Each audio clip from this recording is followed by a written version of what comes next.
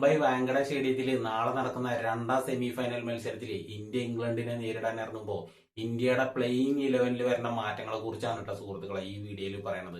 അപ്പൊ നമ്മുടെ ചാനൽ ആദ്യമായിട്ട് കാണുന്ന കൂട്ടുകാർ ഒന്ന് സബ്സ്ക്രൈബ് ചെയ്തും ലൈക്ക് അടിച്ചും ഒന്ന് സപ്പോർട്ട് ചെയ്യുക. അപ്പൊ വീഡിയോയിലേക്ക് പോവാം.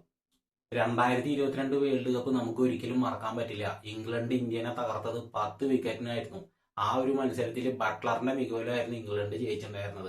അതിന്റെ മധുര പ്രതികാരം എന്നോണം ഇന്ത്യ 2024 ഇംഗ്ലണ്ടിനെ അടിച്ചിട്ടു. അത് 103 റൺസിന് ഇംഗ്ലണ്ടിനെ ഓൾ ഔട്ട് ആക്കിയിട്ടായിരുന്നു ഇന്ത്യയുടെ കിണ്ണം കാച്ചി വിജയം. അതിൽ നിർണായക പങ്കുവച്ചത് കുൽദീപ് യാദവിന്റെ മാന്ത്രിക ബോളിംഗ് തന്നെയായിരുന്നു. 4 ഓവറിൽ 19 റൺസ് വിട്ടുകൊടുത്തിട്ട് 3 വിക്കറ്റാണ് കുൽദീപ് നേടിയത്.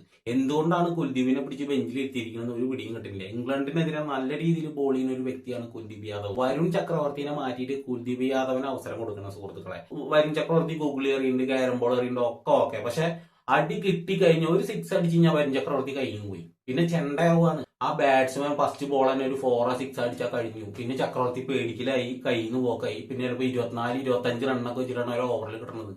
ആകെ 4 ഓവറാണ് എറിയണത്. ഈ 4 ഓവറിൽ എറിയണ ബോൾ മുഴുവൻ 6 ആയി എന്താ ചെയ്യുക? അതുകൊണ്ട് വരുൺ ചക്രവർത്തിനെ മാറ്റിയിട്ട് കുൽദീപ് യാദവിനെ അവിടെ പ്ലേസ് ചെയ്യാം. അതേപോലെ തന്നെ ഈ പവർ പ്ലേയിലൊക്കെ ബോളിന്റെ ഒരു അഡ്വാൻറ്റേജ് ഉണ്ട്. അത് നമ്മൾ പിടിച്ചെടുക്കണമെങ്കിൽ അത്രയും നല്ല ഫാസ്റ്റ് ബോളിംഗ്, അത്രയും നല്ല കണ്ണിങ് ആയിട്ട് ബോൾ ചെയ്യുന്ന ബോളർക്ക് കൊടുക്കണം. ഈ ബൂമറേനെ പോലെയുള്ള ബോളർക്ക് എന്തുകൊണ്ടാണ് ഈ പവർ പ്ലേയിലൊന്നും ബോളിംഗ് കൊടുക്കാണ്ട് 6ാമത്തെ 7ാമത്തെ ഓവറെ കൊടുക്കണം? അപ്പോഴേക്ക് ആ ബോളിന്റെ സ്വിങ്ങും ആ ബോളിന്റെ അഡ്വാൻറ്റേജ് ഒക്കെ നഷ്ടപ്പെട്ടിട്ടുണ്ടാവും. അതേപോലെ തന്നെ അഭിഷേക് ശർമ്മനെ 1 ഡൗൺ ആക്കി ഇറക്കണത് ഒന്നുകൂടി നല്ലത്. കാരണം അഭിഷേക് ശർമ്മ ഫോം ഔട്ടാണ്. മുമ്പ് കുറെ നന്നായിട്ട് അടിച്ച് കളിച്ചു എന്ന് പറഞ്ഞിട്ട് കാര്യമില്ല. അത്ര ഫോം ഔട്ടാണ്. ഫസ്റ്റത്തെ ഓപ്പണിംഗ് പാർട്ണർഷിപ്പിൽ റണ്ണ് വന്നാൽ മാത്രമേ നമുക്കൊരു അടിത്തറ കിട്ടത്തുള്ളൂ. പിന്നീട് വരുന്ന ബാറ്റ്സ്മാർക്ക് പ്രഷർ ഇല്ലാതെ കളിക്കാൻ പറ്റത്തുള്ളൂ. അപ്പൊ അതിന് സഞ്ജു സാംസന്റെ ഒപ്പം ഇഷാൻ കിഷനെ ഓപ്പൺ ചെയ്യിപ്പിക്കുന്നതാണ് നല്ലത്. അപ്പൊ ഈ അഭിഷേക് ശർമ്മയ്ക്ക് പ്രഷർ ഇല്ലാതെ കളിക്കാൻ പറ്റും. ഇതിപ്പോ പ്രഷറിൽ വരികയാണ്. 5 കളിയിൽ ഫോം ഔട്ടാവും, ഒരു കളിയിൽ ഒരു 40 എടുക്കും. അഭിഷേക് ശർമ്മയ്ക്ക് അവസരങ്ങൾ കിട്ടിക്കൊണ്ടേയിരിക്കുന്നുണ്ട്. അഭിഷേക് ശർമ്മ ഇപ്പൊ നാളത്തെ കളിയിൽ ഒരു സെഞ്ചുറി അടിച്ചു കഴിഞ്ഞാൽ പിന്നെ ഒരു 10 കളിയിലേക്ക് അഭിഷേക് ശർമ്മ റിസർവ്ഡായി. അഭിഷേക് ശർമ്മ ടീമിൽ നിലനിന്നു.